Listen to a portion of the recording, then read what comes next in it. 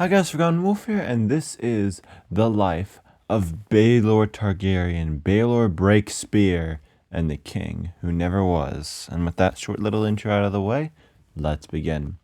Baelor Targaryen was born in 170 AC to Prince of Dragonstone Daeron Targaryen and Lady Mariah Martell. Baelor had three younger brothers growing up, being Aerys, not the Mad King, Rhaegal, and his his youngest brother, Maekar. Baelor grew up in King's Landing, and in 184 AC, at the age of 14, he watched as his father Daeron became King Daeron II, later known as King Daeron the Good.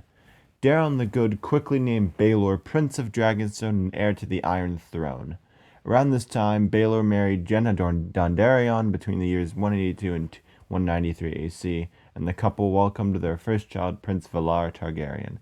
I say between the years 182 to 193 AC, as that's when I've done a bunch of research. That's when they say Valar was born.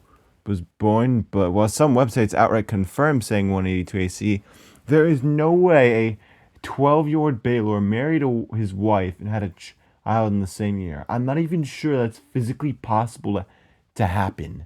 A couple of years after the birth of Valar, Baelor and Jenna had the second of their two kids, a son, which Baelor named Materis. And yeah, but Prince Materis, younger brother of Valar, I don't know where I was going with that. But overall, the realm was at peace for 12 years after the ascent of King Daeron II until the First Blackfire Rebellion in 196 AC, when Daemon Blackfire declared himself king, being legitimized by the former King Aegon IV, and he claimed Daeron II was a bastard himself. Baelor and his younger brother Maekar helped the Loyalist army, and this ultimately culminated in the Battle of Redgrass Field, where the Loyalist army was split into three between Baelor, Bloodraven, and Maekar. Baelor led the rear guard, Maekar led the defending force, and Maekar is like an anvil. When Bloodraven killed Daemon's sons, Baelor and Maekar were able to smash Daemon, killing him and ending the First Blackfire Rebellion. Baelor received a lot of justified praise for his role in the First Blackfire Rebellion, and this was the moment that Baelor had distinguished himself to be a very worthy heir to the Iron Throne. And this was just the start of Baelor proving himself very worthy to the Iron Throne, and according to his son Valar, who were on the opinions of Baelor Targaryen, he's the best king since Aegon the Dragon. One of the first casualties of the Blackfire Rebellions, more specifically the first Blackfire Rebellion, was the Hand of the King, Lord Hayford. In his place, King Daeron II named Baelor to the title of Hand of the King. Baelor and his whole family moved to King's Landing, and from 196 to 209 AC, Baelor helped rule the realm as Hand of the King, dealing with the aftermath of the first Blackfire Rebellion.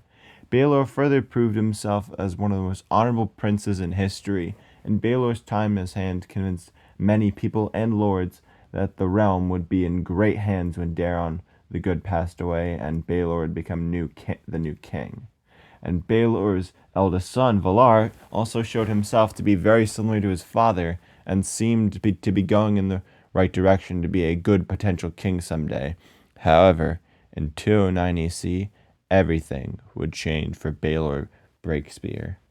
In 209 AC, Baelor, his eldest son Valar, Baelor's brother Maekar, and 3 out of the 4 of Maekar's children attended the tourney of Ashford. At the tourney, Baelor and all others would be fully exposed to Prince Aerion's madness. When Baelor arrived, he had to deal with someone claiming to be a knight, knighted by someone no one had heard of, being Sir Duncan the Tall, claiming to be knighted by Sir Arlen a Pennytree. I wonder who those two people are. Baelor remembered Sir Arlen as he taught himself to recognize everyone, and he remembered how Sir Arlen once won a tourney, which allowed Sir Duncan to compete in the tourney. However, this all led to Prince Aerion eventually attacking a puppeteer, which Sir Duncan, under the instruction of Prince Aegon, struck Prince Aerion, defending the puppeteer. Duncan was immediately arrested, but Baelor saw something special in Dunk. Baelor criticized Aegon for going to Duncan instead of going to Baelor, but then instructed Duncan to demand a trial by combat, hoping he would win, as Baelor saw that Dunk was an honorable dude and a truly good man.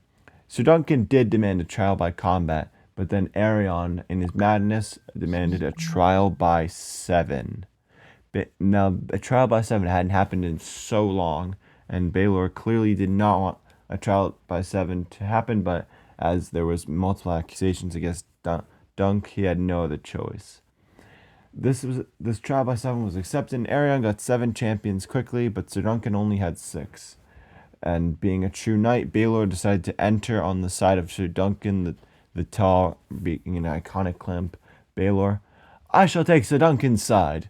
Cheers ensue. Yeah, you know what I'm talking about. Baelor borrowed his son's armor, and he went against his own family, as Prince Maekar, Aerion, and Daron were all on the side of Aerion. Baelor fought great and valiantly, but he took one blow to his brother's mace that it probably won't be important down the line. We'll see. However, Sir Duncan the Tall won the trial by 7 with Prince Daron and Aerion. They both withdrew their accusations, and Baelor officially told Sir Duncan that he would have a place in his service at his court. And as his being armor was removed, the men removing his armor discovered that Baelor had a massive wound. His skull at the back was crushed with a mace wound that Maekar's own brother swung. And right after that, Baelor died before he could become king, giving him the infamous title, the King Who Never Was, partners with the Queen Who Never Was, being Rhaenys. Baelor Targaryen, known as Baelor Breakspear, Baelor the Valiant, Baelor Targaryen, and the King Who Never Was, died in 209 AC. The best king since Aegon the Dragon would never become king. A shorter life than many thought, and many in Westeros call him the King Who Never Was, to this very day. Now, he's a mere what-if, as both his sons died in spring sickness between 209 to 210 AC before King Daron II. However, that was the short life of Baelor Targaryen, the King Who Never Was.